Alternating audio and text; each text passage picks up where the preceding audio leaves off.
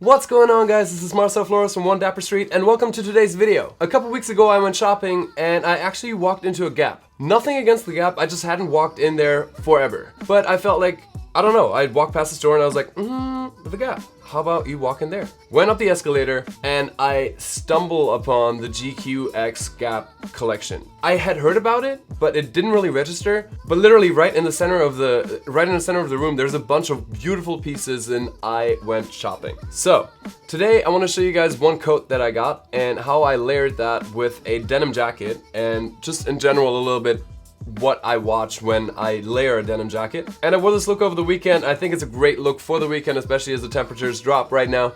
So without further ado, let me show you the coat and then we'll take it step by step. Here she is, navy Bordeaux and cream colored, not cream colored, khaki colored. It's a little bit boxy and oversized. This is from the collaboration with United Arrows. It's a Japanese brand and you can definitely see the Japanese inspiration behind it. The pattern is absolutely beautiful. The fabric's kind of rough, but it is fall winter and it is time for those textures, so I'm really excited about this piece. And here's the basic denim jacket that I want to be layering that with, over. Anyway, it's a basic dark blue raw denim jacket from Express. And so what's important to me is, with layering a denim jacket, is that it's really nice and fitted. It needs to be trim, otherwise it just loses. If it's too bulky and you wear something on top, it's gonna start bunching and it doesn't just look quite right. In this case, it's nice and fitted, it works, it's very tailored, and that's why I'm wearing the turtleneck that I'm wearing right now, which is a Bordeaux turtleneck from H&M that I got very recently, and it's gonna be a key role in one of my videos coming up, I think in a week or two. So you guys will like that. So anyways, you can see I'm playing off the colors. We have the Bordeaux and the navy that I grabbed from the coat, and if you know me by now, you probably already have an idea of what colored pants I'm gonna go with based on what I just said. These are khaki chinos from Dr. Denim. I love them. They're very nice and tapered. They're pretty cuffed pretty high. I still like them though. The fit is fantastic and they feel very comfortable, very light. And obviously I took the 3 colors of the coat and just put them as the base of the outfit, just to like make everything work. I want to change a few things around. I'm going to give you a little bit of a heads up today. I was not straight shooting for my final look, but it's definitely going in the right direction. So I'm taking a look at shoes, and Clark sent me a pair of these. Thank you guys first of all, and I think they're awesome and beautiful.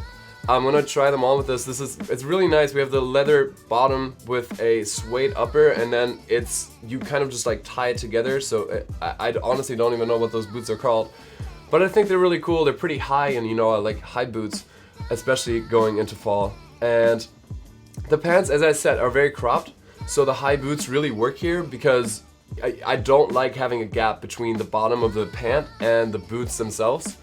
So overall, I think I just buttoned the denim jacket, which I think makes for a like vest-like look. So it's very tailored, very dapper, but still has like a relaxed feel to it, that Japanese vibe about it.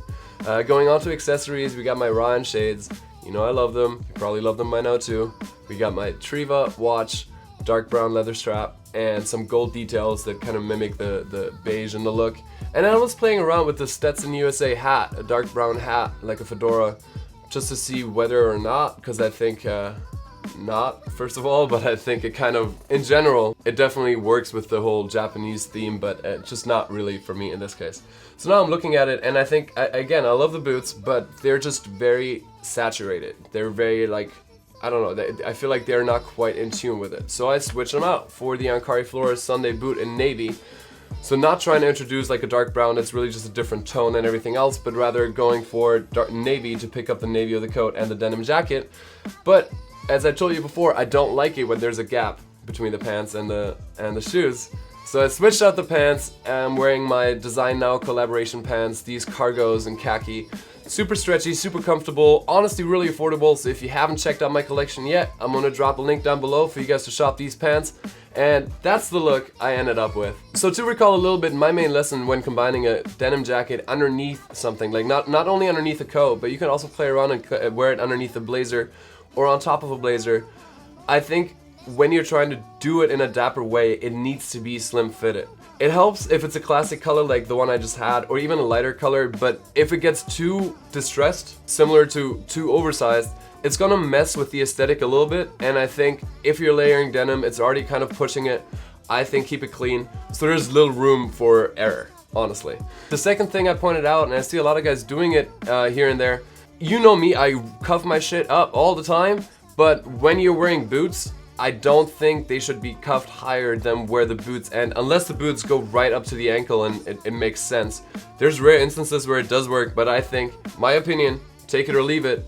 Maybe you never thought of it, but to me, I think it's important that even though you cuff them up, they still hit the boots. I think that's something very important going into fall now. We're all gonna start wearing boots, because boots fucking rock. Just a little note from my end. Anyway, how dope is that coat? Like, tell me it's not. Gap, fucking Gap and GQ. That's a solid clap right here. I am very happy. I'm gonna keep wearing that thing. I'm gonna see how many different looks I can come up with that throughout the season. But for right now, I still have a little video for you. So I hope you guys enjoy today's cinematic video.